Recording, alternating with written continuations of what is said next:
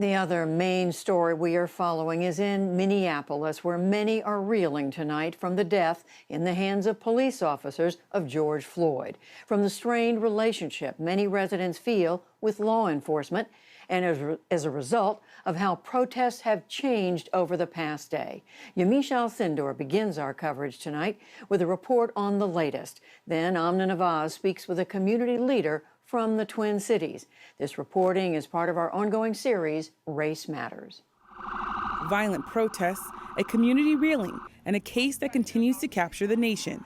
Minneapolis in daylight, smoke still billowing from burnt-out buildings, debris scattered on the ground. For a second night, demonstrations broke out over the death of George Floyd, and again there was violence. Amid the chaos, one man was shot dead. This afternoon, the National Guard was activated to respond to the unrest. The city has been on edge since a Minneapolis police officer kneeled on his neck for some 8 minutes.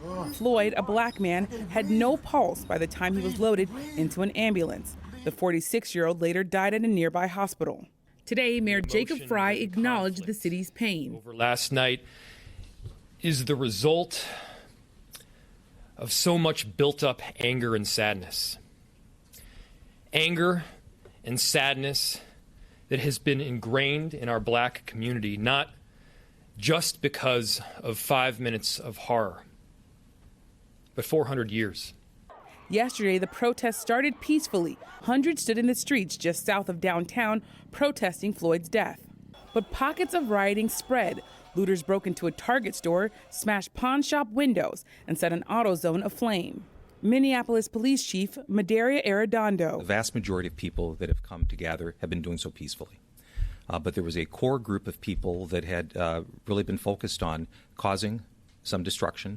And he accepted partial responsibility for the city's unrest. I know that there is currently a deficit of hope in our city. And as I wear this uniform before you, I know that this department has contributed to that deficit. Today, White House Press Secretary Kayleigh McEnany said President Trump has been briefed on Floyd's death by the Attorney General and the FBI.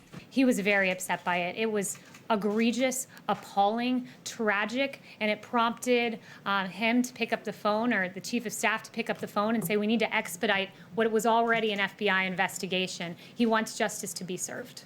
That comes as the officer who kneeled on Floyd's neck and the officers who witnessed the incident have been fired. Mayor Frey has called for them to face charges. Across the country, police chiefs in places like Houston and Los Angeles have condemned the officers' actions and praised Arredondo for their dismissal. That comes as police departments have put more resources into things like de-escalation training and building community trust. In the wake of the violence, community members and Floyd's family have cautioned protesters to remain nonviolent. Today, that was echoed in a prayer vigil nearby the grocery store where Floyd was detained. It was led by Reverend Al Sharpton. But there's a difference between peace and quiet. Some people just want quiet. The price for peace is justice. Sharpton urged the community to stay engaged while they mourn. For the PBS NewsHour, I'm Yamiche Alcindor. We take a further look now at the events overnight and a sense of what residents of the Twin Cities are feeling today with Tyrone Terrell, a longtime community activist and president of the African American Leadership Council. It's a local community engagement group. Tyrone Terrell, welcome to the NewsHour, and thank you for being with us. As you well know, the eyes of the country are on Minneapolis right now, and people are looking at those images from overnight and the unrest and struggling to make sense of it. We heard Mayor Frey talk about the anger and sadness, but what can you tell us about what unfolded last night in Minneapolis and what's happening there now? Well, what's happening now, and first, thanks for having me, but what's happening now is we want justice, and justice meaning that we want the officer not only terminated, which we got from our 2-hour meeting on Monday with Mayor Frey and Chief Arredondo, but we want the officers charged by our local Hennepin County attorney, Mike Freeman, to charge these officers, have them arrested, have them put in jail, and need be make bail, but to serve as any other criminal who committed murder in our city. And Mr. Floyd was murdered by a Minneapolis police officer, and that officer needs to be treated as a criminal that he is.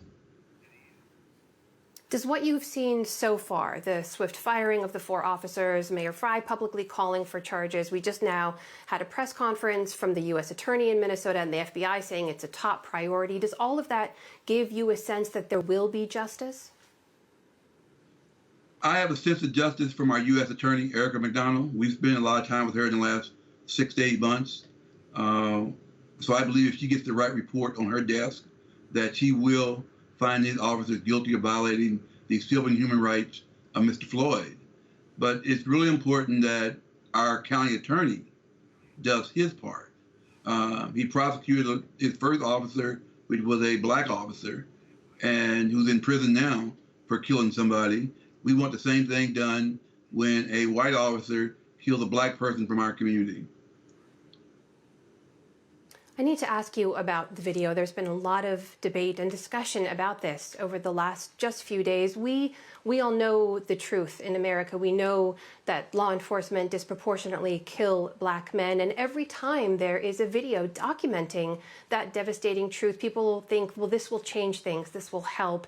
It doesn't. It keeps happening. So I want to ask you, what is the collective impact of video after video documenting this? Is it helping? Is it leading to change? Or is it just contributing to the trauma? Well, it leads to change because without video, whether it was Philando Castile, whether in this case with Mr. Floyd, without video, there'd be nothing happening because normally people side on the side of blue.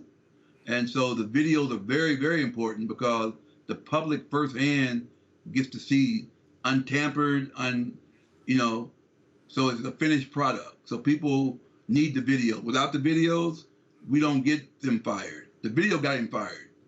The video got the 4 officers fired. And so without that video, I keep telling everybody, keep videoing. Those videos are very important and the only way that we have a chance to get justice. It's been called by some as contributing to a collective trauma, that especially when there isn't any action on the back of video after video, it can end up making things worse for people in the African American community. Do you agree with that? Well, what has to happen, and I've said this numerous times, President Obama had this, for community policing, 6 pillars. The 7th pillar, or the first pillar, should be value the humanity of black people as you do white people. If you make a stop in the same way you do a white person, officers would not done that to a white person. So when you don't value our humanity, you don't value us as humans, and you treat us as animals, and that's the way Mr. Floyd was treated. He was begging for his mother at the end. It's just painful to even think about that. None of us want to die in that manner, in the hands of somebody that's hired to protect and serve, in the streets that he was raised in, or as an adult living in Minneapolis. It's unheard of. And it has to stop. And we keep saying on each one.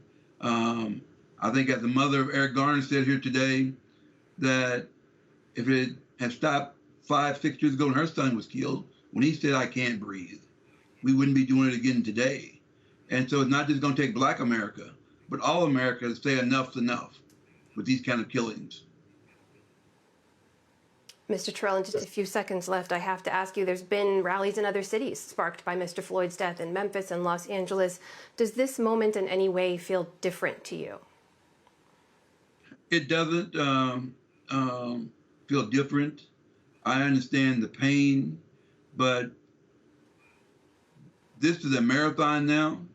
After the rallies are gone, those of us in Minneapolis will still have to fight this fight to get a verdict of guilty from our county attorney or from hopefully our U.S. attorney.